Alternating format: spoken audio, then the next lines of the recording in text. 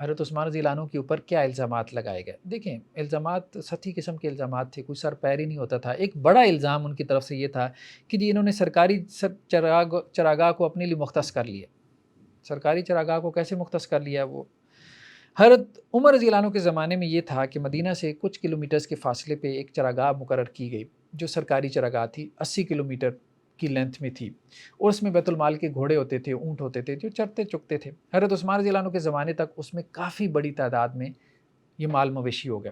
تو حضرت عثمان رضی اللہ عنہ نے کیا کیا؟ اس کی ایکسٹینشن کر دی۔ حضرت عمر رضی اللہ عنہ کی جو سرکاری چراگاہ تھی اس کی انہوں نے ایکسٹینشن کر دی۔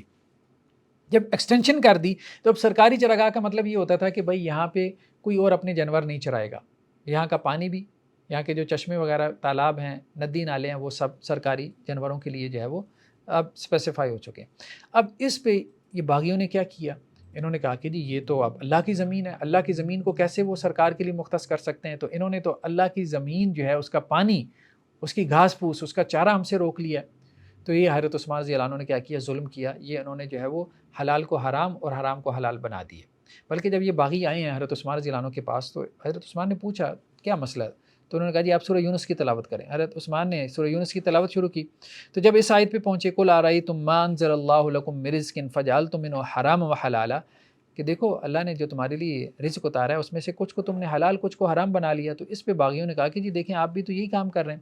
تو حضرت عثمان رضی اللہ عنہ نے سمجھایا بھی کہ دیکھو بھائی یہ آیت تو مشرکین مکہ کے کانٹیکس میں ہے کہ جنہوں نے اپنی طرف سے کچھ جانوروں کو حلال اور حرام بنا لیا تھا، اللہ نے کوئی حکم نہیں نازل کیا تھا ان جانوروں کی حلت اور حرمت کے حوالے سے، تو یہ تو ان کے کانٹیکس میں، میرے بارے میں تو یہ آیت نازل ہی نہیں ہوئی۔ اور وہ بھی جو چراگاہ ہے وہ حضرت عمر رضی اللہ عنہ نے سرکار کے لیے مختص کی تھی، اور جب مال مویشی جو ہے وہ بیت المال کے بڑھ گئے تو اب اس میں کیا کر سکتا تھا؟ میں نے اس کی ایکسٹینشن ہی کرنی تھی، تو میں نے اس کی ایکسٹینشن کر دی۔